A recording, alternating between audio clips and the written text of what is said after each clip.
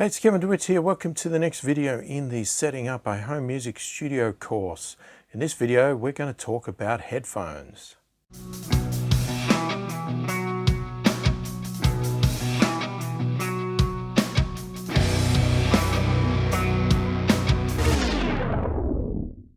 So headphones, it is a key essential item to your home music studio.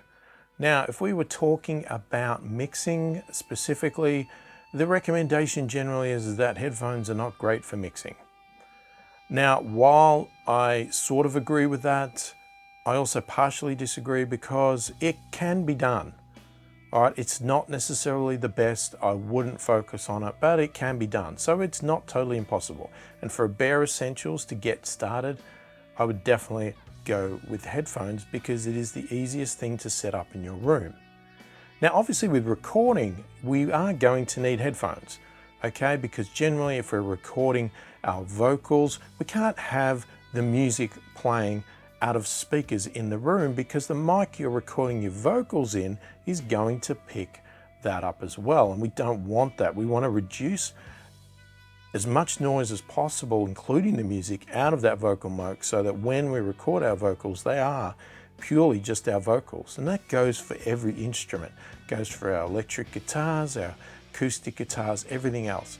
So to be able to hear the music and record at the same time, so if you're trying to lay down some guitars with a drum track that you've already laid down, you need headphones on so that you can hear it while you're playing.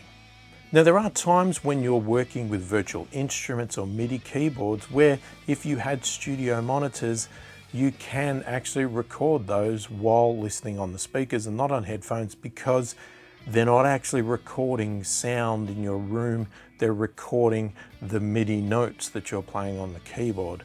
Because it's not microphone based, it works fine without headphones. Now, the big advantage to using headphones in a bare essentials home music studio is that it removes the need to have acoustic room treatment in your room. It removes the need to have a nice laid out room or a desk in a very good place. You know, if you have your desk in the corner in a bedroom, no acoustic treatment at all, having headphones on eliminates that problem because you don't have audio bouncing off the walls into your ears. You're wearing headphones, right? So it's all isolated on you. The downsides to using headphones is that you don't always get a true representation of the frequency range because they are limited to what they can present. You know, the amount of low end or the amount of accuracy is not always great. And the stereo field is a little bit sort of skewed. Even though you can hear in detail what's in the left and right ears, it's not a true representation because when you're listening on speakers, you're generally sitting back from the speakers. So when you hear a stereo signal, it comes together. Even though it hits your ears like this, it also comes together in the middle and merges into you straight on. So the signals sort of merge together. Now, when you're in headphones, they can't merge together. They're totally isolated. It's basically one in one ear, one in the other ear. So even though it seems like you're getting a true representation of the song, it's not always that accurate compared to what somebody is hearing in their car or in their home family room or whatever else, because there is some form of mono convergence of audio, especially in things like cars where the speakers are so sort of close and condensed and bouncing off the windows and everything. It can actually sort of reduce down to a pseudo sort of mono signal. You don't get that when you're using headphones.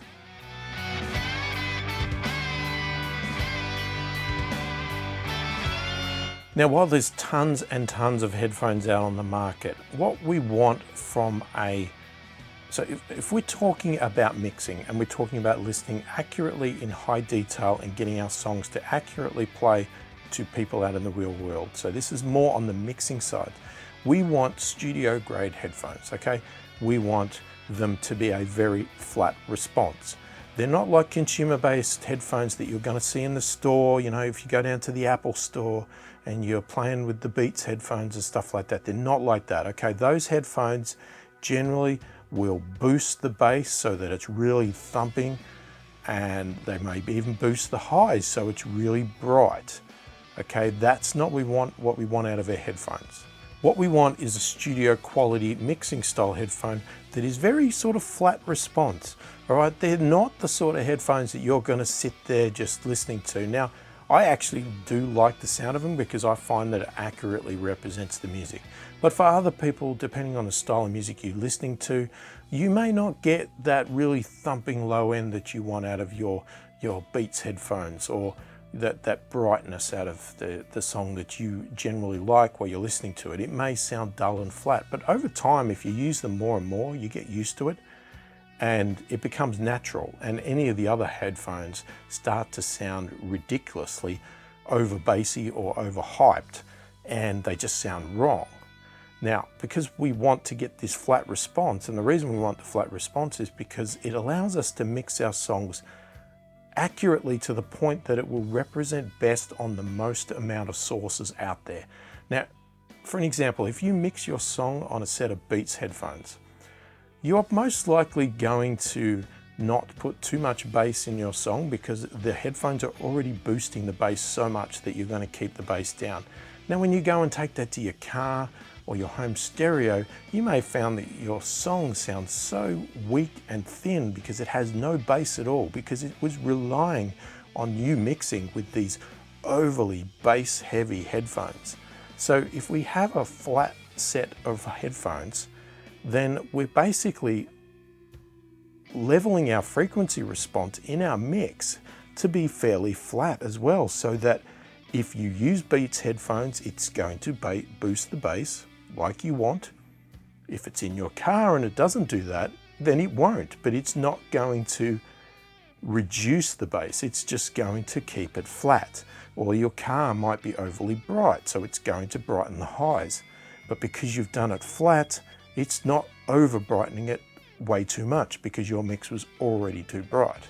So knowing that you've determined that you need a set of studio style headphones, then there is generally two options in regards to those. There's sort of actually three. There's open back, semi-open, and closed. But I'm going to refer to just open back and closed back because semi's sort of more in the realms of open anyway. They're just half and half. So here is an example of headphones I use. These are the Sennheiser HD 650s, really great for mixing headphones, very flat response. And these are open back headphones. And when I mean open back, see here, you can see that it's very open. You can see through it. It's not a sealed unit, it's very open. So that means the sound comes out. But what it does is it lets the headphones breathe. So you get more of a natural sound to the audio, a bit more bass, and it just represents a lot better. So these are the sort of headphones I will use while I'm mixing if I'm using that. The downside to these headphones is, as I said, sound comes out, which means if I was using these while recording vocals, a lot of music would be coming out into the microphone because it is just bleeding out constantly. It's just coming out. So the other style is a closed back headphone, and this is sort of an extreme version of a closed back, but you can see that is a solid piece of plastic, okay? And it keeps the sound in, the sound can't come out. The sound quality of these are a little bit stranger, they're not as good, but what they're really good for is for recording vocals and instruments, because very little sound is leaking out of these headphones. They're not going to get into your microphone. You're not going to end up with the blooming metronome or click track going across your microphone recordings. They're keeping them in. Now these are another type again. These are sort of, they're extreme isolation. So not only do these keep the sound in, but they also reduce the sound coming in. So they're sort of like cancelling headphones, but not quite cancelling, they're isolations. The reason I have these is because I use a guitar amp in my room where I record. It's really good to wear these because I reduce the sound of the room that I'm hearing in my headphones, and I'm hearing only the microphone itself, so I can really accurately hear what I'm recording. Whereas with other types of headphones, the sound from my actual speaker of my amp will leak into my headphones and blur what I'm hearing. I won't accurately hear the microphone. So these are really good if you're in the same room as your amp. But for vocals and stuff like that, you don't need these isolation ones, but a nice pair of closed back headphones.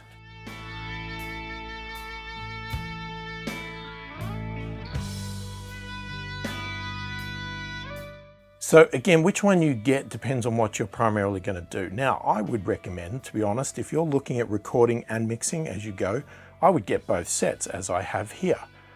And the reason I would say get both sets is because you don't necessarily need a great set of closed back headphones for recording vocals, because you're not looking for detail. What you're looking for is to be able to hear the music while you sing. And as long as it's allowing you to sing good or play your instrument good to the music, then it's fine. So what you want to do, or what I recommend, is getting a sort of mid-range cheap price of closed back headphones for recording. And then I would get a good set of open backs for my mixing and mastering style sessions.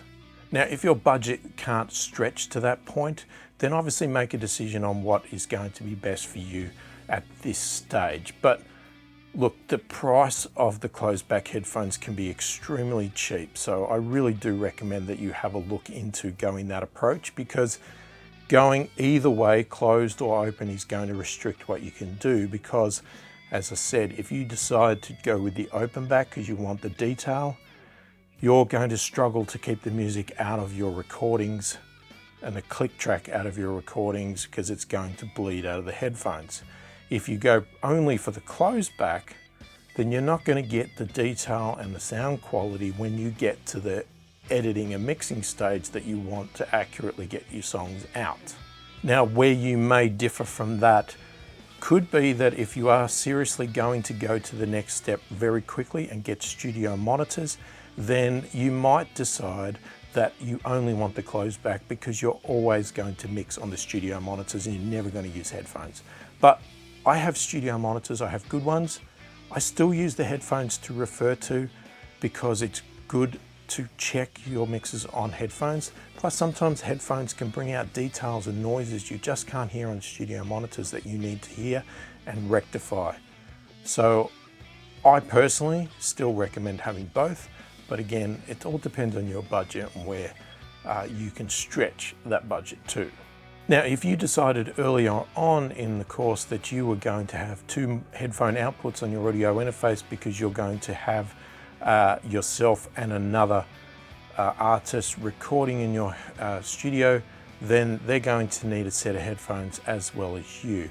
Now, again, that could be solved by getting one closed back and one open back. You use the open back, just make sure you're well enough away from the artist that your music out of your headphones is not bleeding into their recording. But if you can't sit far enough away from them, then you're most likely going to be looking at getting two cheap pairs of closed back headphones. So even though I say cheap closed back headphones, don't go too cheap. I mean, really what you want is not necessarily audio quality, but what you probably want is comfort. You know, you want to be comfortable where you're recording with those headphones on. If they're very uncomfortable or painful, you're not going to enjoy the experience. So I'd be looking more at comfort in the closed backs as opposed to quality, and keeping the price reasonably down.